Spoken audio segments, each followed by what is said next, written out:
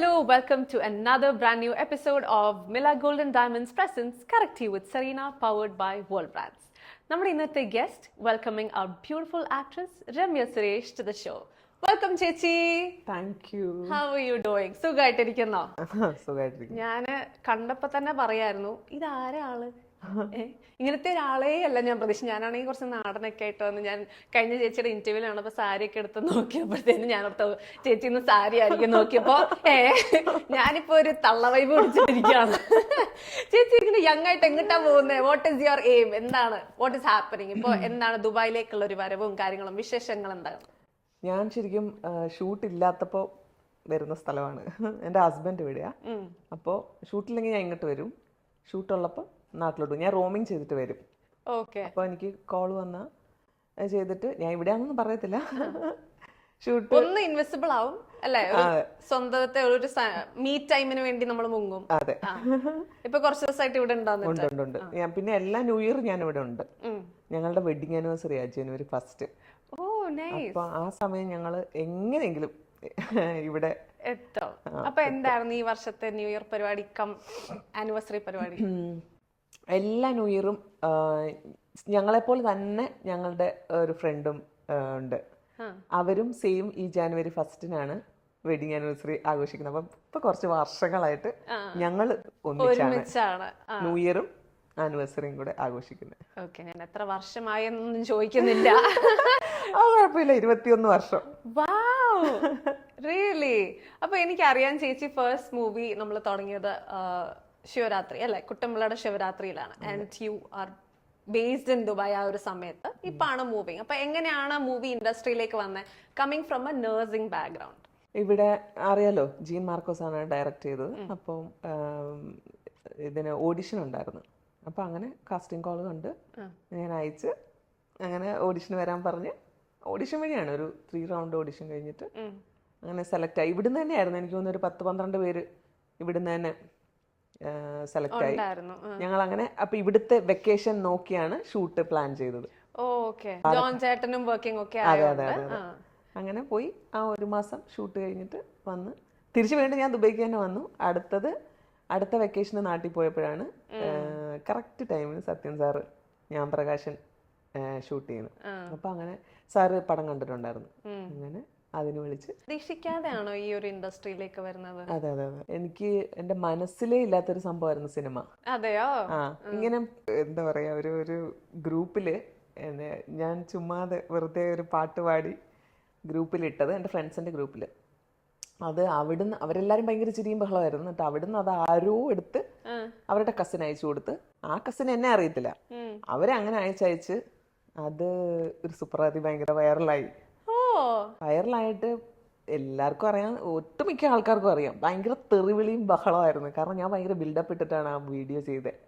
ഞാൻ ഭയങ്കര പാട്ടുകാരിയാണെന്നൊക്കെ പറഞ്ഞിട്ട്. പക്ഷെ പാട്ട് കേട്ട് കഴിഞ്ഞാൽ ആൾക്കാർ കൂടും.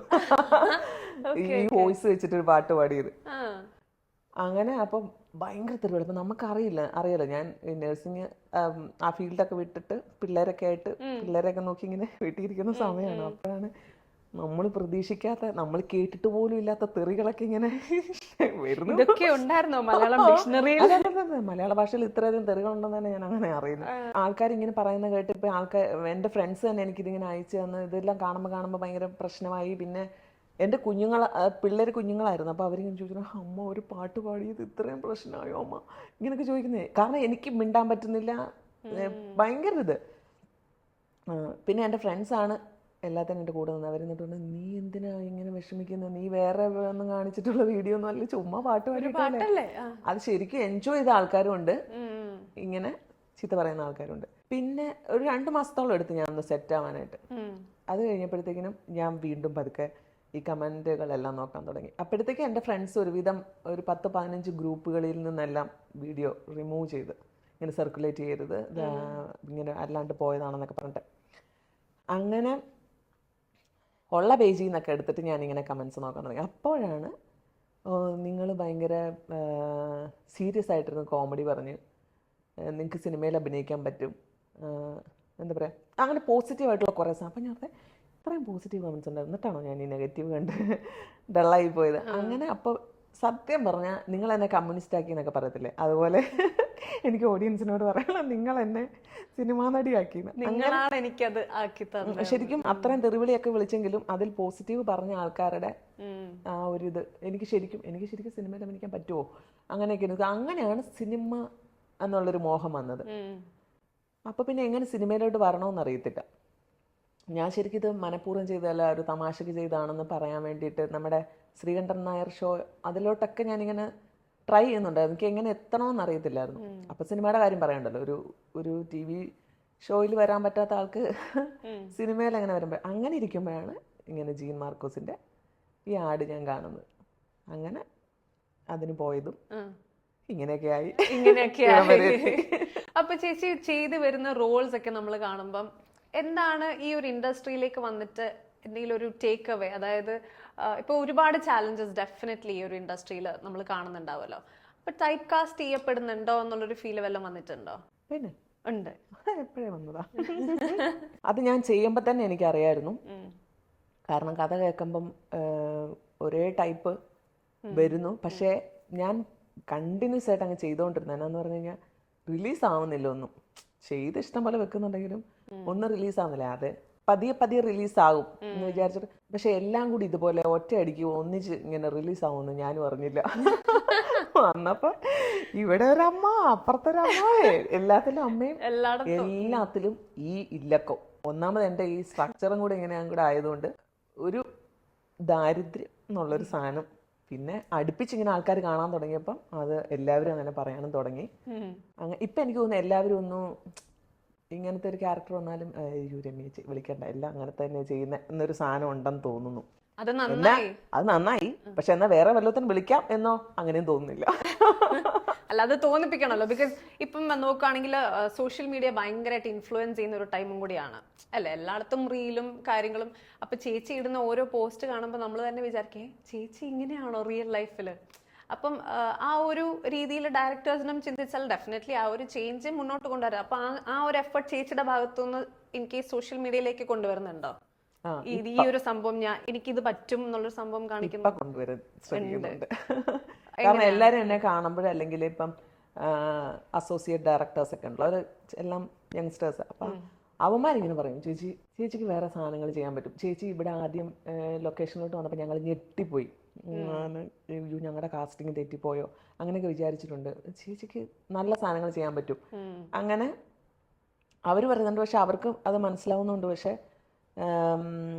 ശരിക്കും പറഞ്ഞാൽ എത്തേണ്ടവരിലോട്ട് എത്തിയിട്ടുണ്ടോ എന്ന് എനിക്കറിയത്തില്ല. അപ്പം ഞാൻ വിചാരിച്ച് നമ്മളായിട്ടും കൂടെ ഒരു എഫേർട്ട് നമ്മുടെ ഭാഗത്തുനിന്ന് ഇടാം. അങ്ങനെ ഇപ്പം ഞാൻ കുറച്ച് ജിമ്മിൻ്റെ ഒക്കെ സെറ്റപ്പിൽ ഷൂട്ട് ചെയ്തിട്ടു. പിന്നെ എന്നാലും എന്നാ പറഞ്ഞുകൊണ്ടിരുന്നത് ആൾക്കാർ എന്നെ നേരിട്ട് കാണുമ്പോൾ ഒക്കെ അയ്യോ ചേച്ചി ഭയങ്കര അങ്ങനെയാണ് ഇങ്ങനെയാണ് ഭയങ്കര യങ്ങാണ് അതെന്നൊക്കെ പറയും. പക്ഷേ ഈ സോഷ്യൽ മീഡിയയിലോട്ട് വരുമ്പോഴത്തേക്കിനും പറയുന്നത് പെട്ടിയോട്ടേക്ക് പെയിന്റ് അടിച്ച പോലെ നമ്മളെ കമ്പയർ ചെയ്യുന്നതാണ്. അതെനിക്ക് തോന്നുന്നു ഒരു ഭയങ്കര സ്റ്റീരിയോ ടൈപ്പ് ആയിട്ടുള്ള ഒരു ചിന്താഗതി കാരണമാണ് അല്ലേ? ഒരു ഇൻസ്റ്റഗ്രാമിൽ നമുക്ക് എല്ലാവർക്കും എന്തും ചെയ്യാനുള്ള ഒരു പ്ലാറ്റ്ഫോമിൽ നമുക്ക് എന്ത് ഫ്രീഡമും ഉള്ളിടത്ത് ഒരുപക്ഷെ വേറൊരാൾ അത് ചെയ്താൽ അത് അവർ പറയത്തില്ല. അതാണ് ആ ഒരു മൈൻഡ് സെറ്റ് ആണ് വരുന്നത്. മൂവി ഇൻഡസ്ട്രിയിലേക്ക് വരുമ്പോൾ എന്താണ് തോന്നുന്നത്? ഒരു നെഗറ്റീവ് ഷെയ്ഡ്സ്, എല്ലാവർക്കും പോസിറ്റീവ് ഷെയ്ഡ്സ് ഉണ്ട്. നെഗറ്റീവിലേക്ക് വരുമ്പോൾ എന്താണ് ഫേസ് ചെയ്യുന്നത്? അല്ലെങ്കിൽ ഫേസ് ചെയ്യേണ്ടി വന്നിട്ടുണ്ടാവില്ല, എന്തെങ്കിലും അങ്ങനെ തോന്നുന്നുണ്ടോ? അല്ല, ഞാൻ മെയിൻ ആയിട്ട് പറയാം, സാലറിയാണ് എനിക്ക് പറയാനുള്ളത്. ഇപ്പം ആരാണ് ലീഡ് ചെയ്യുന്നത്, ഞാൻ അവരെയല്ല ഉദ്ദേശിച്ചത്. കാരണം ആ സിനിമ ഇപ്പം സക്സസ് ആയാലും അല്ലെങ്കിലും അത് ആ ആളുടെ ഷോൾഡറിലാണ് ഇരിക്കുന്നത്. അപ്പം പുള്ളിക്കാരൻ അത് കിട്ടുമ്പോഴാണ് കിട്ടുന്നത്. അപ്പം അവരത് പറഞ്ഞു മേടിക്കുന്നതിന് കുഴപ്പമില്ല. പക്ഷേ ഞാൻ പറഞ്ഞ സപ്പോർട്ടിങ് ആക്ടേഴ്സ് അത് എല്ലാവരും ഒരേ എഫേർട്ടായിടുന്നത്. പക്ഷെ അതിൽ ഭയങ്കര എന്നാ പറയണ്ടേ, ഇപ്പം ഞാനൊരു 10 ദിവസം ചെയ്യുന്നു, അതേ സംഭവം ഒരു മെയിൽ ആർട്ടിസ്റ്റ് 10 ദിവസം ചെയ്യുന്നു, പക്ഷെ ഞങ്ങളുടെ സാലറി വ്യത്യാസമായിരിക്കും. അതിനോട് എനിക്ക് ഭയങ്കര വിയോജിപ്പുണ്ട്. പിന്നെ ഈ ഡ്രാമയൊക്കെ ചെയ്യുന്ന അവരും ഭയങ്കര പൈസ കുറച്ച് അവർക്ക് എങ്ങനെയെങ്കിലും ഒന്ന് വന്നാൽ മതി എന്ന് പറഞ്ഞിട്ട് അവർ ഭയങ്കര പൈസ കുറച്ച് മേടിക്കുന്നത്. എന്നാൽ നമ്മൾ ഭയങ്കര പൈസ മേടിക്കുന്നു എന്നല്ല പറയുന്നത്. അങ്ങനെ വരുമ്പോഴത്തേക്കിനും ഈ എല്ലാവരെയും നമ്മുടെ പ്രൊഡക്ഷൻ എന്ന് പറയുന്ന സാധനം കൺട്രോൾ ചെയ്യുക എന്നുള്ളൊരു സംഭവം ഉണ്ടല്ലോ. അപ്പോൾ അത് വെച്ചിട്ട് ഒരു 1000 രൂപ കുറച്ച് ആര് പറയുന്നത് അവർക്ക് കൊടുക്കും. ചിലപ്പോൾ ഇപ്പം ഒരു ഡയറക്ടർ ഇപ്പം നമ്മളെ വേണമെന്ന് പറഞ്ഞാലും നമ്മൾ ഈ ഈ പൈസയുടെ കാര്യത്തിൽ തന്നെ എനിക്കങ്ങനെ ഒത്തിരി മാറിപ്പോയിട്ടുണ്ട്. അപ്പോൾ അത് അവർ ചെന്ന് പറയുന്നത് ചിലപ്പോൾ എനിക്ക് ഡേറ്റ് ഇല്ല എന്നായിരിക്കും. അപ്പോൾ എൻ്റെ ഒരാളുടെ ഡേറ്റിന് വേണ്ടിയിട്ട് സ്റ്റാറിനെയും വെച്ചിട്ട് ഒരു ഡയറക്ടറും വെയിറ്റ് ചെയ്യത്തില്ലല്ലോ. അപ്പം അങ്ങനെ കുറേ സംഭവങ്ങളുണ്ട്. അപ്പൊ ടാലന്റിനേക്കാളും പൈസ കാരണം പോകുന്നുണ്ട്. ഉറപ്പായിട്ടും. അപ്പൊ ചേച്ചി coming back to the personal life, childhood ഒക്കെ അപ്പൊ കോട്ടയത്തായിരുന്നു? കോട്ടയത്ത് സെയിന്റ് ആൻസ് ഹയർ സെക്കൻഡറി സ്കൂളിലാണ് ഞാൻ പഠിച്ചത്.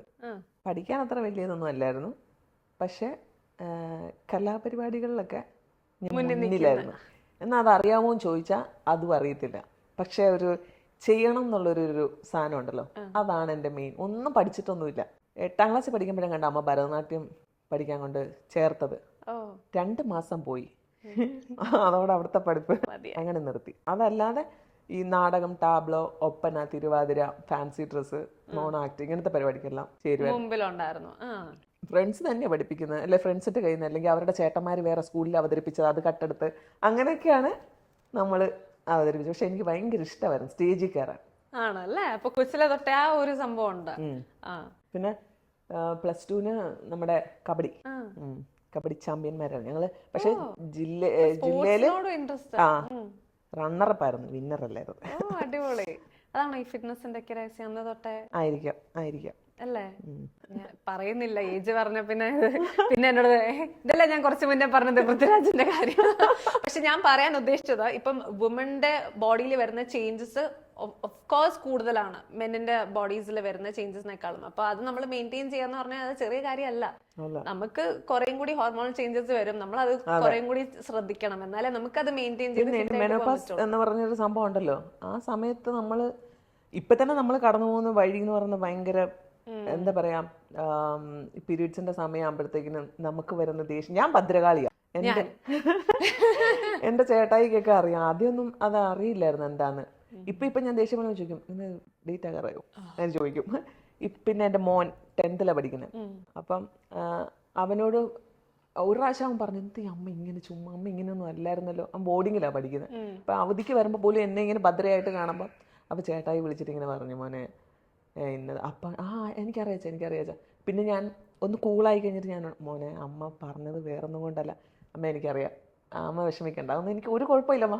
എനിക്ക് ഭയങ്കര ഇപ്പോഴത്തെ ഒരു ജനറേഷന്റെയും കൂടെ ഒരു അല്ലേ. പക്ഷെ ഇപ്പൊ ഞാൻ ആലോചിക്കുന്നത്, ഇപ്പൊ നമ്മളെ ഹാൻഡിൽ ചെയ്യാം, പക്ഷെ ഈ മെനോപോസിലോട്ട് അടുക്കുമ്പം നമ്മളെ ഹാൻഡിൽ ചെയ്യാൻ പറ്റാത്തൊരു സിറ്റുവേഷൻ ആയിരിക്കും അത്. അതെനിക്കിപ്പോ ചിന്തിക്കുമ്പോ തന്നെ എനിക്ക് പേടിയാ. അല്ല, നമ്മൾ ഗോ ത്രൂ ചെയ്യുന്ന ഓരോ ഫേസ്, ഇപ്പം പീരിയഡ്സ് അല്ലാതെ തന്നെ ഈ പറയുന്ന പോലെ മെനോപോസ്, അല്ലെങ്കിൽ ചിലപ്പോൾ പീരിയഡ്സ് അറിയാതെ ഈ ക്ലൈമറ്റ് ചേഞ്ചിൽ സ്കിപ്പ് ആകും. അപ്പൊ നമുക്ക് വരുന്ന കുറെ പ്രഷർ ഉണ്ട്, കാര്യങ്ങളുണ്ട്, നമുക്ക് തന്നെ അറിയത്തില്ലായിരിക്കും നമ്മൾ എന്തിനാ ഇത്ര ഡിപ്രസ്. നമുക്ക് ഈ ഒരു സ്ത്രീയുടെ ഒരു ജീവിത യാത്ര എന്ന് പറയുന്നത് ഭയങ്കര, അത് PCOD, ഹെൽത്ത് ഇഷ്യൂസ്, ഇപ്പം ഹോർമോണൽ ചേഞ്ചസ് ഒക്കെ വരുമ്പോൾ നമ്മൾ വിചാരിക്കാതിരിക്കുമ്പോൾ നമ്മൾ വീർക്കും. തൈറോയിഡിന്റെ പ്രശ്നം ഉണ്ടാകുമ്പോൾ നമ്മൾ ഭയങ്കരമായിട്ട് മെലിയും. അപ്പൊ നമ്മൾ ശരിക്കും മെയിൻറ്റെയിൻ ചെയ്ത് പോകാന്ന് പറയുന്നത് ഭയങ്കര വലിയ ടാസ്ക് ആണുങ്ങളെക്കാളും. അതെ, ആ ഒരു ഹോർമോണൽ ചേഞ്ചസ് നമുക്കാണ് കൂടുതൽ അത് എഫക്റ്റ് ആവുക. സെറീനയുടെ ശരീരപ്രകൃതി ഇങ്ങനെ ആണോ? ഞാൻ ഇങ്ങനെ തന്നെയാണ്. ഡാൻസ് ചെയ്യുവോ? I love dancing. എനിക്ക് ഭയങ്കര ഇഷ്ടമാണ്. എനിക്ക് ഭയങ്കര ഇഷ്ടമാണ്. അങ്ങനെ വിചാരിക്കുമ്പോൾ ഓർക്കും ഞാൻ ഭയങ്കര ഡാൻസറാണ്, പക്ഷെ അറിയില്ല. ഞാൻ ഡാൻസ് അങ്ങനെ പഠിച്ചിട്ടൊന്നുമില്ല, എന്നാലും അതൊരു കഴിവാണ്. ഇങ്ങനെ ഈ ഒരു മെയ്വഴക്കം എന്നൊക്കെ പറയുന്ന ഒരു സാധനം. പക്ഷെ ഒരു കരാട്ട ഒക്കെ ആണെങ്കിൽ ചിലപ്പോൾ എനിക്ക് പറ്റുമായിരിക്കും. പക്ഷെ എനിക്ക് ഭയങ്കര ഇഷ്ടമാണ്, എനിക്ക് ഭയങ്കര ആഗ്രഹമാണ് പഠിക്കണമെന്ന്. അല്ല, കരാട്ടെ പക്ഷെ എനിക്ക് പറ്റത്തില്ല. അതാ നമുക്ക് എനിക്ക് ഡാൻസ് ഭയങ്കര ഇഷ്ടമായി. ഇപ്പം സെമി ക്ലാസിക്കൽ ആ ഒരു ടൈപ്പാണ് എനിക്ക് കൂടുതൽ ഇഷ്ടം. അല്ലാതെ കോണ്ടംപററി ചെയ്യാൻ എനിക്ക് എന്റെ ബോഡി ചിലപ്പോൾ ഫ്ലെക്സിബിൾ ആയിരിക്കത്തില്ല. അതാണല്ലോ ഏറ്റവും പാട്. ഞാൻ ചുമ്മാ കുത്തി മറിയും, അതൊക്കെ കണ്ടു കഴിഞ്ഞാൽ നമുക്ക് സഹിക്കാൻ പറ്റൂല. എന്താണ് ഈ ഒരു ടേക്ക് അവേയിൽ വരുന്ന ഒരു ഹോബീസ്, കാര്യങ്ങൾ, ഇൻട്രസ്റ്റ് എന്താണ് അപ്പാർട്ട് ഫ്രം മൂവീസ്? ഞാൻ പറഞ്ഞ ജിം എനിക്ക് ഭയങ്കര, ഞാൻ മടുക്കാത്ത, ഞാൻ എല്ലാം പെട്ടെന്ന് മടുക്കും. എല്ലാത്തിനും പെട്ടെന്നൊരു ആവേശമാണ്, ചാടി ഇറങ്ങും. പക്ഷെ അത് മടുക്കും, നിർത്തും. അങ്ങനെയാ മടുക്കാതെ ചെയ്യുന്ന ഒരു സംഭവം ഈ ജിമ്മ്, സിനിമ. പിന്നെ യാത്ര ചെയ്യാൻ ഭയങ്കര ഇഷ്ടമാണ്. എനിക്ക് യാത്ര ചെയ്യാന്ന് പറഞ്ഞു കഴിഞ്ഞാൽ നമ്മളെ അറിയാത്ത സ്ഥലത്ത് ഇങ്ങനെ നടന്നൊക്കെ പോകത്തില്ല. ഞാനിപ്പോ സേലത്ത് ഏർക്കാട് എന്ന് പറഞ്ഞ സ്ഥലത്ത് ഷൂട്ടിന് പോയത്. എൻ്റെ അമ്മയെ, എനിക്ക് ആ സ്ഥലവും എനിക്ക് ഇഷ്ടപ്പെട്ടു. അതായത് റേഞ്ചൊന്നുമില്ല, നല്ല വായു, പിന്നെ വെള്ളം. അതുപോലെ നമ്മൾ അറിയാവുന്നവരില്ല, തമിഴ് ആൾക്കാരാണ്. ഞങ്ങൾ ചുമ്മാ നടക്കാനും ഒക്കെ പോവായിരുന്നു. ഒച്ചയിൽ അലറി കൂവി ചാടി ഓടി. ഇത്രയും സ്ഥലത്ത് ഞാൻ ഷൂട്ടിന് പോയിട്ട് ഇത്ര ഞാൻ എൻജോയ് ചെയ്തിട്ടില്ല. ഇനിയിപ്പോൾ അങ്ങോട്ടാ പോകാൻ പോണത്. എന്താണ് ആ പടത്തിന്റെ വിശേഷങ്ങൾ? അത് രാംപ്രകാശ് രായപ്പ എന്ന ഡയറക്ടറിന്റെ പേര്. പുള്ളിക്കാരൻ 2-3 സിനിമ ചെയ്തിട്ടുണ്ട്. ശരിക്കും പറഞ്ഞാൽ പടവെട്ട് സിനിമ കണ്ടായിരുന്നു എൻ്റെ? ഇല്ല, നെറ്റ്ഫ്ലിക്സിലുണ്ട്, കണ്ടോണേ. ആ സിനിമ കണ്ടിട്ട് പുള്ളിക്കാരന് ഭയങ്കരമായിട്ട് ഇഷ്ടപ്പെട്ടിട്ട് വിളിച്ചു തന്നെ. ഏകദേശം അതേപോലത്തെ ഒരു ക്യാരക്ടർ. തമിഴ് സംസാരിക്കണമെന്നുള്ള സാധനം മാത്രമേ ഉള്ളൂ. ലുക്കും എല്ലാം അങ്ങനെ തന്നെയാണ്. പിന്നെ ഇതിനകത്ത് കുറച്ച് ഭയങ്കരമായി കറുപ്പിച്ചിട്ടുണ്ട്. ഫുൾ കറുപ്പ. പടവെട്ടിൽ അത്ര പടവെട്ടി നാച്ചുറലായിട്ട് ടാനായി വെയിലത്തിറക്കി വിട്ട് വൈകുന്നേരം വിളിച്ചോണ്ട് വന്ന് അങ്ങനെയായിരുന്നു. ഈ തൊഴിലുറപ്പ് ചേച്ചിമാരുടെ കൂടെ വിട്ട് അങ്ങനെ ശരിക്കും അങ്ങനത്തെ ഒരു സ്ത്രീയാക്കി മാറ്റി തന്നെ. ഇതില് ഫുൾ കളർ ഇതാക്കി. പിന്നെ അതിൽ തെങ്ങമ്മ കയറുന്നതായിരുന്നു പടവെട്ടില്. ഇന്നത്തെ വീടിന്റെ മണ്ടയിലൊക്കെ കയറുന്നത്. ഓ, ഭയങ്കര അഡ്വഞ്ചർ ആണല്ലോ പടത്തില്. എങ്ങനെ ഉണ്ടായിരുന്നു ഷൂട്ട് എക്സ്പീരിയൻസ്? അപ്പൊ ഇങ്ങനെ ചാടി മറിഞ്ഞ് ഒക്കെ നിൽക്കുന്നത്. അപ്പൊ അവർക്ക് ഭയങ്കര വിശ്വാസമാണ്. കാരണം അവർ ഈ സിനിമ കണ്ടിട്ടുണ്ട്, ഞാൻ തെങ്ങമ്മയെല്ലാം കയറുന്നതെല്ലാം കണ്ടിട്ടുണ്ട്. അപ്പൊ ഇതെന്തായാലും കൂളായിട്ട് ചെയ്യുമെന്നുള്ളത് അവർക്ക് ഇതായിരുന്നു. അപ്പൊ ഞാൻ അവരുടെ വിചാരം ഞാൻ ഇങ്ങനെ കയറിയിട്ട് ഇങ്ങനെ ഓടുമേ കൂടെ തന്നെ ഇങ്ങനെ പോകുന്നത്. അത് പക്ഷെ എനിക്കൊരു പേടിയായിരുന്നു. കാരണം എനിക്ക് ഇവര് ആർട്ടിൻ്റെതായതുകൊണ്ട് തന്നെ എനിക്കൊരു വിശ്വാസം ഇല്ല. ചുമ്മാ പെട്ടെന്ന് ഇങ്ങനെ ഉണ്ടാക്കുന്ന വീടല്ലേ. അപ്പോൾ ഈ ഓട് പൊട്ടുവോ, ഞാൻ താഴെ വീഴുമോ എന്നൊക്കെ ഉള്ളൊരു പേടി കാരണം കൊണ്ട് അവരൊരു സാധനം സെറ്റപ്പ് ചെയ്ത് തന്നിട്ട് അതിന്റെ മണ്ട കയറിയിരുന്നിട്ടുള്ള പരിപാടിയായിരുന്നു. ഇപ്പൊ തമിഴിലേക്ക് വന്നപ്പോ ലാംഗ്വേജ് അറിയാമോ ചേച്ചിക്ക്? ഞാൻ കോയമ്പത്തൂരാ പഠിച്ച നഴ്സിംഗ്. അതെയോ? ഓക്കെ. അപ്പം തമിഴ് നല്ലതായിട്ട് അറിയാം. തമിഴ് അറിയാം. ഹിന്ദി വന്നാലേ ഉള്ളൂ ഹമാര തുമാരെ പിടപാട് എന്ന് പറയേണ്ടി. ഹൈഫൈ. എനിക്ക് ഇവിടെയല്ലേ ജനിച്ചതും വളർന്നതൊക്കെ. അല്ല, പിന്നെ ഇവിടെ ഉള്ളവർ കൂടുതൽ ഹിന്ദി സിനിമകളൊക്കെ ഇങ്ങനെ കാണുന്നത് ഇല്ല അല്ലേ? ഇവിടെ ഉള്ളവർ കാണുമായിരിക്കും, ഞാൻ കാണാറില്ല.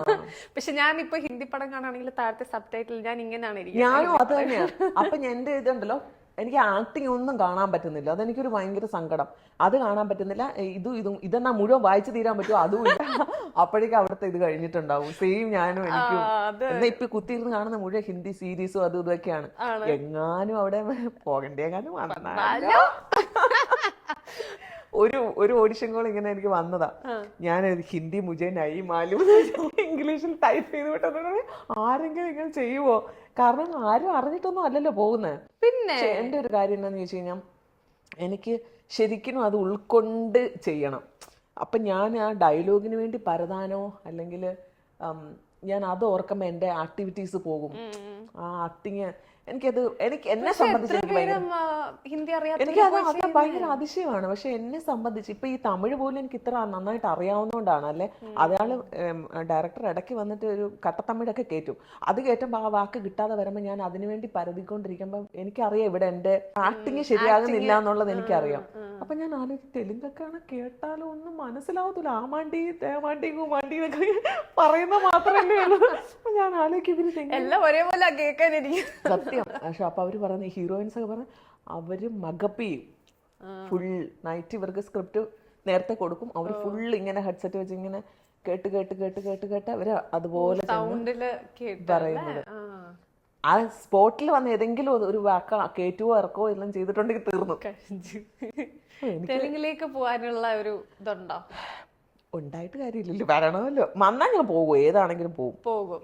അപ്പം കമ്മിങ് ടു ഈ രജനീകാന്ത് സാർ ആയിട്ടുള്ള ഒരു വേട്ടയാൻ, എങ്ങനെ ഉണ്ടായിരുന്നു ആ ഒരു എക്സ്പീരിയൻസ്? സാർ ആയിട്ടുള്ള ഒരു കോമ്പിനേഷൻ, സംസാരിക്കാൻ പറ്റിയ കാര്യങ്ങൾ, ആ ഒരു എക്സ്പീരിയൻസ് എന്താണ് ലൈഫിൽ? എനിക്കിങ്ങനെയാണ്, സീനിയർ ആർട്ടിസ്റ്റിനെയൊക്കെ അവരിക്കും എനിക്ക് അങ്ങോട്ട് ചെന്ന് ഞാൻ പോയാൽ ശല്യമാകുമോ എന്നുള്ളൊരു ബുദ്ധിമുട്ടാണ് എനിക്ക്. രജനീകാന്ത് സാർ ഇത്രയും വലിയ ആള്, നമ്മൾ ചെല്ലുമ്പോഴത്തേക്കിനും അവര് ഈ സാറൊക്കെയാണ് നമ്മൾ ചെന്നാലും അവിടെ നിന്ന് എഴുന്നേക്കും, ഇരിക്കുന്നൊക്കെ പറയും. പിന്നെ നമുക്ക് ചെയർ കിട്ടുന്നവരെ പുള്ളി നിൽക്കും, അങ്ങനെയൊക്കെ ഉള്ളത്. അതുകൊണ്ട് ഞാൻ ശല്യമേ ചെയ്തില്ലായിരുന്നു. കാരണം സാർ വണക്കം സാർ അങ്ങനെയായിരുന്നു. ഞാൻ ഫസ്റ്റ് ഡേ കണ്ട് വണക്കം പറയുന്ന സമയത്ത് തന്നെ അപ്പുറത്ത് മഞ്ജു ചേച്ചിയും നമ്മുടെ ഫഹദും നിൽപ്പുണ്ടായിരുന്നു. അപ്പം എനിക്ക് ആദ്യത്തെ ദിവസം രജനീകാന്ത് സാറിനെ ശ്രദ്ധിക്കാൻ പറ്റിയില്ല. കാരണം അതിനേക്കാൾ അയ്യോ നമ്മുടെ ആൾക്കാർ അപ്പുറത്ത് നിൽക്കുന്നു എന്നുള്ളൊരു സാധനമായിരുന്നു. സാറിന് പിന്നെ കൂടെ സാർ വണക്കം സാർ, വണക്കമ്മ എന്ന് പറഞ്ഞിട്ട് സാറിന് മറികടന്ന് അപ്പുറത്തോട്ട് പോയി അവരോട് വർത്തമാനം പറയാൻ തിരക്കില്ലായിരുന്നു ഞാൻ. പിന്നെ എപ്പോഴും സാറ് വരുമ്പോൾ എനിക്ക് സാറ് ഒരു ഇങ്ങനെ ഇരിക്കും, നല്ല സ്ട്രെയിറ്റ് ആയിട്ട് ഇങ്ങനെ ഇരിക്കുന്നത്. പിന്നെ ആരെങ്കിലും വിളിച്ചാലും ഇങ്ങനെയാണ് നോക്കുന്നത്. അപ്പം എനിക്കതൊക്കെ സാർ അങ്ങനെ ആയിരിക്കും, എനിക്കതൊക്കെ സ്ട്രെയിൻ ചെയ്യുന്ന പോലെ തോന്നിയത്. അപ്പം എനിക്ക് ഞാൻ അങ്ങനെ പോയിട്ടേ ഇല്ല, ഈ വണക്കം മാത്രമേ ഉണ്ടായിരുന്നുള്ളൂ. ലാസ്റ്റ് ഡേ എൻ്റെ ഷൂട്ട് കഴിഞ്ഞു, സാറും മഞ്ജു ചേച്ചിയും കൂടെയുള്ള ഷൂട്ടാണ് നടക്കുന്നത്. അപ്പോൾ ഞാൻ ചെന്നിട്ട് ഡയറക്ഷനോടൊക്കെ പറഞ്ഞ് അപ്പോഴാണ് അവരെന്നെ എൻ്റെ കോസ്റ്റ്യൂമിൽ കാണുന്നത്. അതുവരെ ഈ സാരി ഉടുത്ത് അങ്ങനെയാണ് കണ്ടുകൊണ്ടിരുന്നത്. അപ്പോൾ ഡയറക്ടർ പറഞ്ഞു, ഉങ്ങളെ അടയാളമേ തരില്ലേ എന്ത് ഇതിൽ, ഓക്കെ സാർ എൻ്റെ മുടിഞ്ഞു ഞാൻ പോരെ അങ്ങനെ പറഞ്ഞിട്ട് ഞാൻ വരുമ്പോൾ മഞ്ജു ചേച്ചിയും ഇവർ ക്യാമറ എല്ലാം സെറ്റ് ചെയ്ത് നിൽക്കും, മഞ്ജു ചേച്ചിയും രജനി സാറും നിൽക്കുക. അപ്പോൾ ചേച്ചി എന്നെ കണ്ടു. അപ്പോൾ ഞാൻ ചെന്ന് ഞങ്ങളെ ഒന്ന് ഹഗ് ചെയ്ത് പോവാണോ എന്നൊക്കെ ചേച്ചി ഇങ്ങനെ എല്ലാം വർത്താനം പറഞ്ഞു. അപ്പോൾ രജനി സാർ ആരോടും ഇങ്ങനെ വർത്താനം പറഞ്ഞുകൊണ്ട് നിൽക്കുകയായിരുന്നു. പുള്ളിക്കാരൻ ഇങ്ങനെ പെട്ടെന്ന് നോക്കിയിട്ട് ഞാൻ പ്രതീക്ഷിച്ചില്ല സാർ ഇങ്ങനെ നമ്മളോട് കാണിക്കുമെന്നുള്ളത്. അതായത് ഇതാണെന്നുള്ള ഒരു സാധനം. അപ്പം ഞാൻ എനിക്ക് എന്നെ പറയേണ്ടത് അറിയില്ല, നമ്മളിത് വിചാരിക്കുന്നില്ലല്ലോ സാറ് ഇങ്ങനെ കാണിക്കുന്നുള്ളത്. സാർ എന്നോട് മുടിഞ്ചിട്ട് ഞാൻ പോരെ ഓക്കെ അങ്ങനെ പറഞ്ഞു. ആ മുഖത്തെ ആ ഒരു ഇത് ഞാൻ കണ്ടു ശരിക്കും. ആ മഞ്ജു ചേച്ചിയൊക്കെ ഭയങ്കര ചിരിയായിരുന്നു അപ്പൊ. അടിപൊളി അടിപൊളി. വേറെ എക്സ്പീരിയൻസ് ആരായിട്ടാണ് ഏറ്റവും കൂടുതൽ മെമ്മറബിൾ ആയിട്ട് നിൽക്കുന്നത് ഇത്രയും ആക്ടേഴ്സിന്റെ കൂടെ വർക്ക് ചെയ്തിട്ടുള്ളപ്പോ?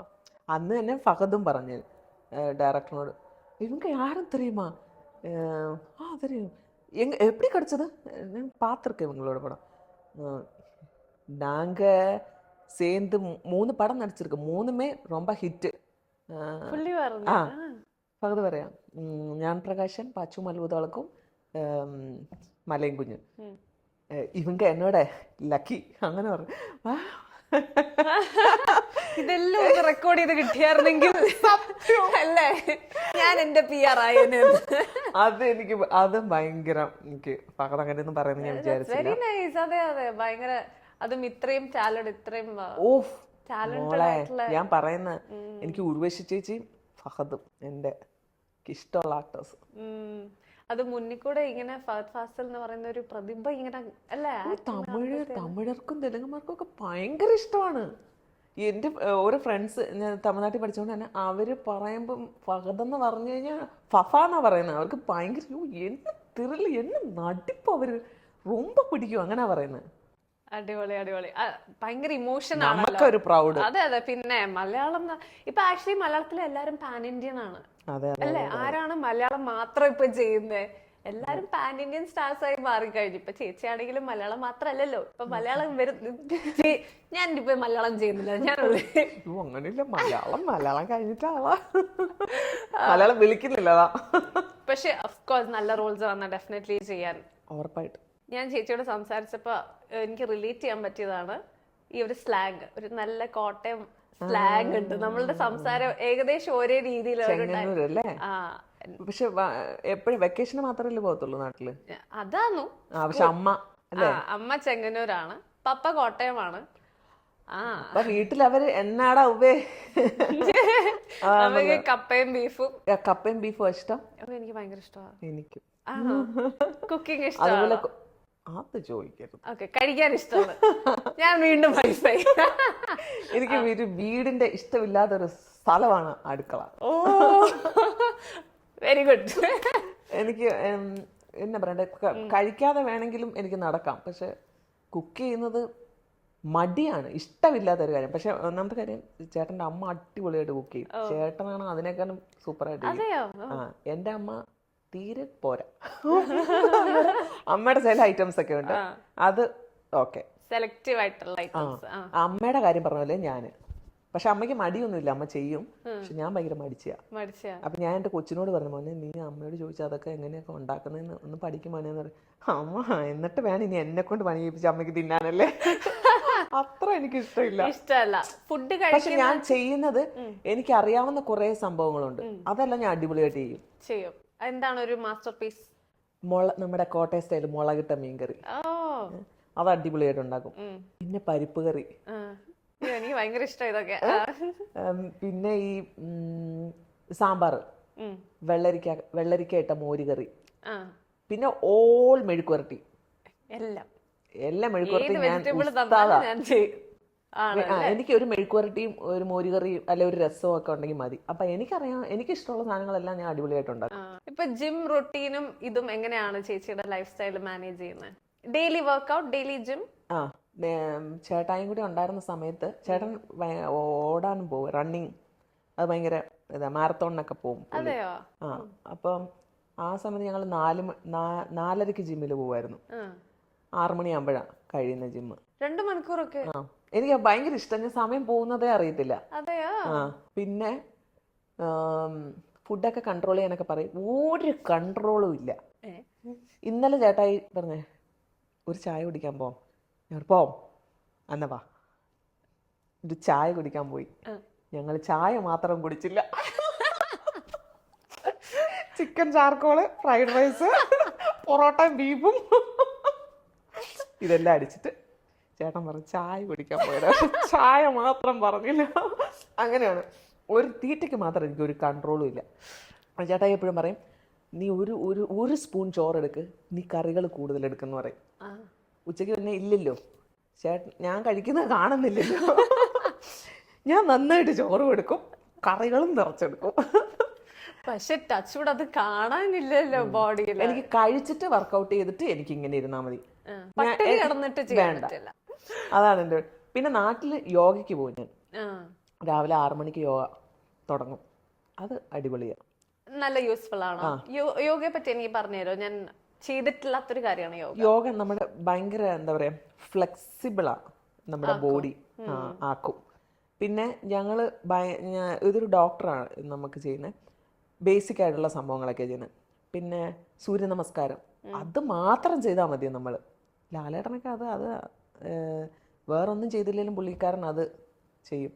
ആ സാധനം ഭയങ്കര യൂസ്ഫുൾ ആണ്. ഒരു ഞങ്ങൾ പക്ഷെ അവിടെ 5 പ്രാവശ്യം ചെയ്യുന്നുള്ളൂ. 5 പ്രാവശ്യവും കൂടുതൽ പേര് 5 പ്രാവശ്യം സജസ്റ്റ് ചെയ്യുന്നത്, പക്ഷെ 10 പ്രാവശ്യവും ഒക്കെ നല്ല ഇതാണ്. പിന്നെ കുറേ എന്താ പറയുക, മെഡിറ്റേഷൻ ഉണ്ട്. മെഡിറ്റേഷനൊക്കെ നമ്മളിങ്ങനെ ഇരിക്കും, ആ ഡോക്ടറും ഇങ്ങനെ പറയും, വേറെ എങ്ങും ചിന്ത പോകരുത്, ഇവിടെ നിങ്ങളുടെ നെറ്റിയിലൊരു പ്രകാശം, നിങ്ങൾ ആ പ്രകാശത്തിലേക്ക് ശ്രദ്ധ കേന്ദ്രീകരിക്കൂ, അല്ലെങ്കിൽ എന്തെങ്കിലും ശബ്ദത്തിലേക്ക് എന്നൊക്കെ പറയും. ഞാൻ അവിടെ ഇരുന്നിട്ടാണ് എൻ്റെ ദൈവം, ഇനി ചെന്നിട്ട് ഇനി എന്താ കഴിക്കാൻ, ഇനി എന്തുവാണോ എന്തോ അങ്ങനെയൊക്കെ പോയിട്ട് പിന്നെ പാടില്ല, ശ്രദ്ധിക്ക്, ഇങ്ങോട്ട് വരും 1 സെക്കൻഡ്, പിന്നെ ഞാൻ പോകും കൊച്ചിയിൽ പോയിട്ട് അത് മറ്റേത് ഡബിങ്ങിന് പോകണം, പൈസ കിട്ടിയിട്ടില്ല അത് ചോദിക്കണം. ഇതില്ലേ ഞങ്ങൾക്ക് ബിഗ് ബോസിൽ ഒരു ടാസ്ക് ഉണ്ടായിരുന്നു, മെഡിറ്റേറ്റ് ചെയ്യാനെങ്ങാണ്ട. ഇങ്ങനെ ഞാൻ നോക്കിയപ്പോഴത്തേനും കൂർക്കമ്മലി എങ്ങനെ സൈഡിലിരിക്കും. നിങ്ങൾക്കാണ് ഉറങ്ങാനുള്ള ഒരു അവസരം അല്ലേ? നിങ്ങൾക്ക് ശരിക്കും അവിടെ എന്താ ഉറങ്ങാനൊക്കെ സമ്മതിക്കുന്ന? നമുക്ക് അയ്യോ ഉറങ്ങാനോ, പട്ടിണി കിടക്കേണ്ടി വരും. പിന്നെ ഫുഡിന്റെ കാര്യം ചോദിക്കണം, അത് സത്യമാണോ? എന്റെ ഒരു 8-8 കിലോ കുറഞ്ഞായിരുന്നു ബിഗ് ബോസ്. ശരിക്കും നിങ്ങൾക്ക് ആഹാരം ഇല്ലായിരുന്നു? റേഷനാ ചേച്ചി. അപ്പൊ റേഷനിൽ നമുക്ക് ഇത്ര, ഇപ്പൊ ഞങ്ങൾ ആദ്യം പോയി 20 പേർക്ക് തരുന്ന ഒരു 4 kg ചിക്കൻ ആയിരിക്കും അവസാനം വരുന്നവർക്കും. അപ്പൊ അത്രേ ഉള്ളൂ. നമ്മളിപ്പോ ഇത്രയും 20-22 പേര് കയറുമ്പോഴത്തേന് ഒരു പീസ് ചിക്കൻ കിട്ടിയാൽ ആഴ്ചയിൽ 1 ആഴ്ച 2. അപ്പൊ കറിയൊക്കെ തികഞ്ഞില്ലെങ്കിൽ ചോറിനായിരിക്കുമ്പോ സങ്കടം പച്ച ചോറ്. മനുഷ്യൻ എന്തിനു ജീവിക്കുന്നത്? ഭക്ഷണം. അയ്യോ ചിലവരൊക്കെ 10-14 കിലോ കുറഞ്ഞിട്ട് ഉണ്ട്. അല്ല, അതാ ഞാൻ ചോദിച്ചത്, നമുക്കൊരു സങ്കടം നിർത്തി പോവാ, അങ്ങനെ തോന്നത്തില്ലേ? അങ്ങനത്തെ സിറ്റുവേഷൻ വരും. പിന്നെ ഇല്ലേ, ഈ എക്സ്പെഷ്യലി വർക്ക്ഔട്ട് ചെയ്യുന്ന ബോയ്സ് വന്നിട്ട് ഇപ്പൊ എന്റെ അടുത്ത് ചോദിക്കാം, എടാ നിന്റെ ചിക്കൻ തരുമോ എന്ന് ചോദിക്കുമ്പോഴത്തേന് എനിക്ക് പാവം തോന്നും, ഞാൻ അങ്ങ് എടുത്ത് കൊടുക്കുകയും ചെയ്യും. പിന്നെ അവസാനം ആയപ്പോഴത്തേനും ഞാൻ സാരി ഒക്കെ എടുത്ത് വയ്ക്കുമ്പോ വയറകത്തേക്ക് ഇരിക്കുന്നു. ഞാൻ ഈയിടെ അമ്മയോടത് പറഞ്ഞ അങ്ങനത്തെ അവസ്ഥയിലാണോ എന്റെ കുഞ്ഞവിടെ ഇരുന്നേ. അതാ ഞാൻ ഇവിടെ വിചാരിക്കുമ്പോ ഭക്ഷണം കഴിച്ച് നിൽക്കുന്ന ഒരാൾ അവിടെ ചെന്ന് ഇത് കിട്ടാതെ വരുമ്പം, അത് ഫുഡ് മാത്രല്ലല്ലോ, ബാക്കിയുള്ളവര് തമ്മിലുള്ള അടിയുണ്ടല്ലോ, അടി നമ്മളൊരു ഇതല്ല. ഞാൻ ഉറപ്പ് പറയുന്നു, എനിക്ക് ഒരിക്കലും ഇങ്ങനെയുള്ള ഒരു സ്ഥലത്ത്. ചേച്ചിക്ക് അഡ്വഞ്ചർ ഇഷ്ടമുള്ള ഒരാളല്ലേ? ഈ ഡാർക്ക്, ഈ നെഗറ്റീവ് എനിക്ക് പറ്റത്തില്ല. അയ്യോ, ഞാൻ ഓടിക്കളയാ ഞാൻ എപ്പോഴും വിചാരിക്കും, ഞാൻ ഒരു 2 ദിവസം പോലും ഞാൻ തയ്ക്കത്തില്ല, ഞാൻ ഓടും, ഞാൻ പോകും. അത്ര ഡാർക്ക് നിന്ന ഒരാളാണ് ഞാൻ. അത് ഭയങ്കര ഒരു നിങ്ങളുടെ ഒരു മെന്റൽ കപ്പാസിറ്റി ഉണ്ടല്ലോ, ഭയങ്കരമാണ്. നമ്മളെ ഭയങ്കരമായിട്ട് ചൂഷണം ചെയ്യും. പിന്നെ പുറത്തിറങ്ങി കഴിഞ്ഞിട്ടാണ് എനിക്ക് വിചാരിച്ചു ഇങ്ങനെ ഏത് അവസ്ഥയിൽ പോയാലും നിങ്ങൾ ജീവിക്കും അല്ലേ? അങ്ങനെയാണ് എനിക്ക് മനസ്സിലായത്. സർവൈവൽ, എനിക്ക് എവിടെ എന്നെ കൊണ്ടിട്ടാലും എനിക്ക് ജീവിക്കാൻ പറ്റും. അതായത് എല്ലാരും വീട്ടിൽ വിചാരിച്ചോണ്ടിരുന്ന അപ്പന്റെ അമ്മയുടെയും കൂടെ കഴിഞ്ഞ് ഒറ്റമോളായിട്ട് കൊഞ്ചിച്ച് ലാളിച്ച് വഷളായി ജീവിച്ച കുഞ്ഞ് അവൾ അവിടെ പോയൊന്നും പറ്റില്ല. പക്ഷെ എനിക്ക് മനസ്സിലായി നമ്മൾ ഇവിടെ അധികം ഫ്ലാറ്റിലെ ലൈഫ് അധികം പണിയൊന്നുമില്ല. ബട്ട് അവിടുത്തെ എല്ലാ ചോഴ്സും നമ്മൾ ചെയ്യണം, എല്ലാ ജോലികളും ചെയ്യണം അല്ലേ? ബാത്റൂമും കഴുകണം. ബാത്റൂമിൽ നമ്മള് കുഴപ്പമില്ല, വീട്ടിലൊക്കെ കഴുകണം. പക്ഷെ ഇങ്ങനെ വരുമ്പോഴേക്ക് ജോലിയായിട്ട് നമുക്കത് തരുമ്പം എല്ലാം അങ്ങനെയാണല്ലോ. കാര്യങ്ങൾ അതിനെ പറ്റി ആലോചിക്കണം. ഓരോരുത്തരോട് സംസാരിച്ച ഇനി ഇത് പറഞ്ഞിട്ടായിരിക്കും അടുത്ത 2 ദിവസം കഴിഞ്ഞിട്ട് അടി ഉണ്ടാക്കാൻ വരുന്നത്. എല്ലാം കൂടെ തല പൊട്ടി പെരുക്കുമല്ലോ. ഞാനങ്ങനെ പറഞ്ഞിട്ടുണ്ട്, ഇനി എന്നെ എങ്ങാനും വിളിക്കുവാണ് ഇനി എത്ര തരാന്ന് പറഞ്ഞാല് ഞാൻ വരൂല. ഇൻട്രസ്റ്റ് ഇല്ല, വെറുതെ എന്തിനല്ലേ സമാധാനം കളയുന്നത്. അയ്യോ, എനിക്ക് സമാധാനമാണ് നമുക്ക് ഏറ്റവും മുഖ്യം. പിന്നെ ആഹാരം, ഇത് രണ്ടും ഇല്ലെങ്കിൽ. ഉറക്കം മുഖ്യമാണോ? ഉറക്കം പിന്നെയും കുഴപ്പമില്ല, മാനേജ് ചെയ്യാം. പക്ഷെ കുറെ ദിവസമൊക്കെ അടുപ്പിച്ച് പോയി കഴിയുമ്പം നമ്മൾ പോലും അറിയാം. നമുക്ക് രാത്രി ഉറങ്ങാൻ സമയമുണ്ട് കേട്ടോ അവിടെ, ബിക്കോസ് ലൈറ്റ് അവർ ഓഫ് ചെയ്യും. പക്ഷെ രാവിലെ ഒരു പാട്ടിട്ട് എണ്ണീറ്റില്ലെങ്കിൽ പിന്നെ പണിയാ. രാത്രി ആ പാട്ടൊക്കെ കേട്ടാ പിന്നെ ആരാ ഉറങ്ങുന്നത്? അതുപോലെ ഇവിടെ ഒരു അലാം അടിച്ചാലേ മനുഷ്യന് ദേഷ്യം. അതൊക്കെ ഞാൻ പെട്ടെന്ന് എഴുന്നേക്കും, അതെല്ലാം ഓക്കെയാണ്. പിന്നെ ഇത്രയും ലൈറ്റിലാട്ടോ നമ്മൾ ഉറങ്ങുന്നേ, ലൈറ്റ് കംപ്ലീറ്റ് ഓഫ് ആവത്തില്ല. അതെനിക്ക് ഇഷ്ടമാണ്. ആണോ ലൈറ്റിൽ? കാരണം ഞാൻ ലൈറ്റ് ഇട്ടിട്ട് ഉറങ്ങുന്നത് എനിക്ക് പേടിയാ. അതെന്നാന്നറിയോ? അങ്ങനെയല്ല, ഞാൻ ഈ ഡെലിവറി കഴിഞ്ഞപ്പോ കൊച്ചുങ്ങൾക്ക് നമ്മളൊരു എപ്പോഴും ഒരു ലൈറ്റ് ഇങ്ങനെ ഇടുമല്ലോ, ഇതുങ്ങളെ എങ്ങോട്ടാ ഉരുണ്ട് പോയോ അടുക്കലുണ്ടോ എന്നൊക്കെ അറിയാൻ വേണ്ടി നമ്മളിങ്ങനെ ലൈറ്റ് ഇട്ടിട്ടിട്ടിട്ട് പിന്നെ ഇവരൊരു ഇച്ചിരി പ്രായമായി കഴിയുമ്പോ ഇവര് ലൈറ്റ് അണയ്ക്കാൻ സമ്മതിക്കൂല, ഇവർക്ക് പേടിയാ. അങ്ങനെ ഇവരെ മാറ്റി കിടത്തുന്നവരെ നമ്മുടെ കൂടെ കിടത്തി ലൈറ്റ് ഇട്ട് ഇപ്പൊ അവന്മാര് വേറെ റൂമിൽ ലൈറ്റ് ഇല്ലാതെ പോയി കിടക്കും, ഞാനിപ്പോഴും ലൈറ്റ് ഇട്ടിട്ടാ കിടക്കുന്നത്. അതെയോ? എനിക്കതൊരു ശീലമായി. ഇപ്പൊ ഇവിടെയാണെങ്കിലും മറ്റേ നൈറ്റ് ലാമ്പ് വെച്ചിട്ടുണ്ട്. അതുകൊണ്ട് പിന്നെ ഇപ്പൊ തണുപ്പായതുകൊണ്ട് ഞാൻ കർട്ടൻ അങ്ങോട്ട് വലിയ ഇതാ ഗ്ലാസിന്റെ, അപ്പൊ ആ കർട്ടനും അങ്ങോട്ട് മാറ്റി കഴിഞ്ഞാൽ താഴത്തെ വില്ലയില് മറ്റേ ഈ ന്യൂ ഇയറിന്റെയും ക്രിസ്മസിന്റെ ഒക്കെ ലൈറ്റുകൾ ഇങ്ങനെ തൂക്കി അത് ഇപ്പോഴും കത്തിയ കിടക്കുന്നത്. ആ വെട്ടം വരെ ഇങ്ങോട്ട് അടിച്ചു കയറും. എന്നാലും ഞാനതിങ്ങനെ മാറ്റിയിട്ട്, കാരണം തണുപ്പ് കയറാൻ വേണ്ടിട്ട്. ഇങ്ങനെ ഉറങ്ങുന്ന ഒരാളാണോ നിങ്ങൾ? Please comment. This episode of Correct You with Serena is brought to you by Miller Golden Diamonds, crafting elegance in every piece. Visit their collections to experience jewelry that celebrates the art of luxury. So welcome back. ഒരു കുട്ടി ബ്രേക്കിന് ശേഷം നമ്മളൊരു കുഞ്ഞു tea break എടുത്തപ്പോഴത്തേന് നമ്മുടെ crew ഭയങ്കരമായിട്ട് പറയായിരുന്നു, ചേച്ചി സംസാരിക്കുമ്പോൾ ഭയങ്കര നവരസങ്ങൾ ഇങ്ങനെ ഒഴുകിക്കൊണ്ടിരിക്കുകയാണെന്ന്. അപ്പൊ നമുക്ക് കുറച്ച് ആക്ടിങ് കണ്ടാലോ? ചേച്ചി എന്തെങ്കിലും ഒന്നോ സ്പോണ്ടേനിയസ് ആയിട്ട് ചെയ്യുകയാണെങ്കിൽ. അല്ലാതെ ചുമ്മാ ഇങ്ങനെ പറയുന്ന ഒരു ഇങ്ങോട്ട് തരുമ്പോഴല്ലേ അങ്ങോട്ട് കൊടുക്കാൻ പറ്റത്തുള്ളൂ. എന്നാ പിന്നെ ചേച്ചി എന്നോട് ചൂടാവും, ഞാൻ ഇന്ന് റിയാക്ട് ചെയ്യാം. ചുമ്മാ ഇങ്ങനെ പറഞ്ഞ ചൂടാവാൻ അല്ല ഞാൻ വേറൊരു കാര്യം പറയണമെന്ന് വിചാരിച്ച, സെറീനയ്ക്ക് ഒരു ധാരണയുണ്ടോ സെറീന ഭയങ്കര സുന്ദരിയാണ്? അല്ല ചേച്ചി, എന്താ അങ്ങനെ ചോദിച്ചേ? അല്ല, കൊച്ചിന്റെ ഇരിപ്പും ഭാവവും ആ ഒരുക്കവും ഒക്കെ കണ്ടു കഴിഞ്ഞാൽ എന്തോ എവിടെ നിന്ന് അങ്ങോട്ട് അങ്ങനെ ഇറങ്ങി വന്ന ഒരു അപ്സരസിരിക്കുവാണെന്ന് കൊച്ചിന് അങ്ങനത്തെ ഒരു വിചാരം ഉണ്ടെന്ന് എനിക്ക് തോന്നി, അതുകൊണ്ട് പറഞ്ഞ. ഇല്ല ചേച്ചി, ഞാൻ അങ്ങനെ ചേച്ചിക്ക് തോന്നിയോ? അങ്ങനെ തോന്നി. ഇല്ല, ഞാൻ യൂഷ്വലി ഇങ്ങനെ ഡ്രസ്സ് ഇടുന്നേ ഉള്ളൂ, അങ്ങനെ പ്രത്യേകിച്ചൊന്നും ഇല്ല. സത്യം പറഞ്ഞാൽ ഞാൻ അവിടുത്തെ ചേച്ചി സാരി കൊടുത്തായിരിക്കും എന്ന് വരുന്നതെന്ന് കഴിഞ്ഞ ഇന്റർവ്യൂ കണ്ടിട്ടേ. കഴിഞ്ഞ ഇന്റർവ്യൂവിൽ അങ്ങനെ വന്നെന്ന് പറയുന്നുണ്ടോ? ബാക്കിയുള്ള ഇന്റർവ്യൂവിലെല്ലാം അങ്ങനെ വരണമെന്നുണ്ടോ? ഞാൻ അറിഞ്ഞില്ല. ഞാൻ ഓരോ പോഡ്കാസ്റ്റിനും ഓരോ രീതിയിൽ ഡ്രസ്സ് ഇടുന്നേ ഉള്ളൂ, അല്ലാതെ ഞാൻ അങ്ങനെ ചിന്തിക്കുന്നതേ ഇല്ല. എനിക്ക് ചിലപ്പോൾ എന്നെ കാണുമ്പോൾ അങ്ങനെ ജാടായിട്ട് തോന്നുന്നോണ്ടായിരിക്കും. ജാട അത് ഭയങ്കരമായിട്ട് തോന്നുന്നുണ്ട്. ഈ ബിഗ് ബോസിൽ കൂടെയൊക്കെ വന്നോണ്ടായിരിക്കാം. എനിക്ക് അങ്ങനെയുള്ളവരെ കണ്ണിന് കാണരുത് ഈ ജാട കാണിക്കുന്നത്. എന്തോ കണ്ടോണ്ട് ജാട കാണിക്കാന് വന്ന വഴി അത് മറക്കരുത് കേട്ടോ.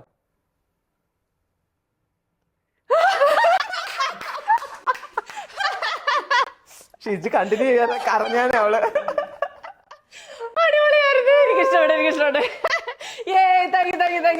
അപ്പൊ നമ്മുടെ രണ്ടുപേരുടെയും റിയാക്ഷൻസ് കിട്ടിയിട്ടുണ്ട്. ഉറപ്പാണ് എനിക്ക്. കാരണം ഇപ്പൊ ഒരു വൈറലായിരുന്നു എന്റെ ഒരു ആങ്കറിനെ പേടിപ്പിക്കുന്നത്. അത് ശരിക്കും ആ കൊച്ചു അറിഞ്ഞു പോലും ഇല്ലായിരുന്നു. അത് ഞാൻ കണ്ടായിരുന്നു, പ്രാങ്ക് അല്ലേ കൊടുത്തു. അത് ആ സാധനം മാത്രം വിട്ടുകൊണ്ടല്ലേ ചേച്ചി പൊളി, ചേച്ചി ഇങ്ങനെ വേണം മറുപടി കൊടുക്കണം, അങ്ങനെ ഇങ്ങനെയാന്നൊക്കെ. ബാക്കി ഇച്ചിരി കൂടെ പോയത് എല്ലാത്തില് ഇവളെന്ന് പറഞ്ഞ ആരാ, ഇവളെവിടുന്ന് വന്നാ, ഇവളെന്താ വേണ്ട ആ കൊച്ചിനെ പേടിപ്പിക്കുന്നത്.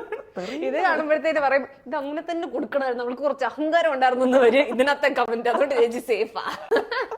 Anyway thank you for that, ഭയങ്കര സ്പോണ്ടേനിയസ് ആയിട്ട് ചെയ്തതിന്. നമുക്കിനി അടുത്തതായിട്ട് ഒരു ദിസ് ഓർ ദാറ്റ്. ചേച്ചി അഭിനയിച്ചിട്ടുള്ള ആൾക്കാരുടെ പേരുകൾ തന്നെയാണ് ഇതിനകത്തുള്ളത്. First, Suraj Venjaramoodu or Indrans? Indrans. Okay. Indrans or Fahadh? Fahadh. Fahadh or Lukman? എനിക്ക് രണ്ടും ആണോ? എന്നാ രണ്ടും, ഫഹദ്, ലുക്മാൻ ഓർ മഞ്ജു വാര്യർ? മഞ്ജു വാര്യർ. മഞ്ജു വാര്യർ ഓർ കുഞ്ചാക്കോ ബോബൻ? എന്റെ ക്രഷ് ആയിരുന്നു കുഞ്ചാക്കോ ബോബൻ. അതെ, സ്കൂളിൽ വെച്ച് ക്ലാസ് കട്ട് ചെയ്ത് BCM കോളേജിൽ പുള്ളിക്കാരൻ ഗസ്റ്റ് ആയിട്ട് വന്നപ്പം ഞാൻ പോയിട്ടുണ്ട്. എന്നിട്ട് ലവ് യു എന്നൊക്കെ കാറിന്റെ മേളിൽ എഴുതി വെച്ച്, അത് വീണ്ടും ആ സ്കൂളിന്റെ സെക്രട്ടറി ഒന്നും കാണാതിരിക്കാൻ അവിടെ നിന്ന് ഇറങ്ങി ഓടിയ ഓട്ടം. ഇതെല്ലാം ഞാൻ കുഞ്ചാക്കോ ബോബനോട് പറഞ്ഞു സിനിമ. പുള്ളി ഭയങ്കര ചിരിയായിരുന്നു. അതിനുശേഷം ഞങ്ങൾ തമ്മിലുള്ള ഡയലോഗ് ഫുള്ളും തെറ്റിക്കുക. തോട്ടപ്പള്ളി അഴിമുഖത്ത് പൊഴിമുറിഞ്ഞ് അടുത്തുള്ള കണ്ടങ്ങളിൽ വരെ വെള്ളമായിരുന്നു. അതാണ് ഡയലോഗ്. ഞാൻ പറഞ്ഞ അടുത്തുള്ള കണ്ടങ്ങളിൽ നിന്ന് പൊഴിമുറിഞ്ഞ് അവിടെയെല്ലാം എന്തൊക്കെയോ പറഞ്ഞു. അപ്പം കുഞ്ചാക്കോ ബോബൻ പോകും. അങ്ങനെ ഒരു സംഭവം എനിക്ക് വന്നിട്ടുണ്ട്. പുള്ളി ഭയങ്കര ചിരിയായിരുന്നു. കുഞ്ചാക്കോ ബോബൻ ഓർ നിവിൻ പോളി? നിവിൻ പോളി. നിവിൻ പോളി ഓർ സൗബിൻ? എല്ലാരും എല്ലാത്തിലും വരുന്നുണ്ട്. Soubin. Soubin or Basil? Basil. Basil or Mammukka? Mammukka. Mammukka or Rajinikanth? എല്ലാരും പറഞ്ഞ സ്ഥിതിക്ക് ഞാൻ എന്നാ പറയാനാ, ഇത് നിങ്ങളങ്ങ് ഊഹിച്ചോ. എന്നാലും അവരെ രണ്ടുപേരും അങ്ങനെ ഒന്നും താരതമ്യം ചെയ്യാൻ പറ്റത്തില്ല. നമുക്ക് അതങ്ങനെ ഒരു ടൈ ബ്രേക്കറിൽ തന്നെ കൊടുക്കാം. യെസ്. അപ്പൊ താങ്ക് യു സോ മച്ച്.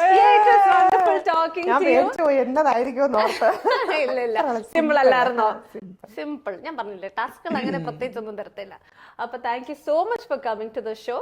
ഇനി ഒരുപാട് നല്ല പ്രോജക്ട്സ് നമുക്ക് കാണാൻ സാധിക്കട്ടെ ചേച്ചിയുടെ ഭാഗത്ത്. അപ്പം നമുക്കിനി അടുത്ത എപ്പിസോഡിൽ കാണാം. അതുവരേക്കും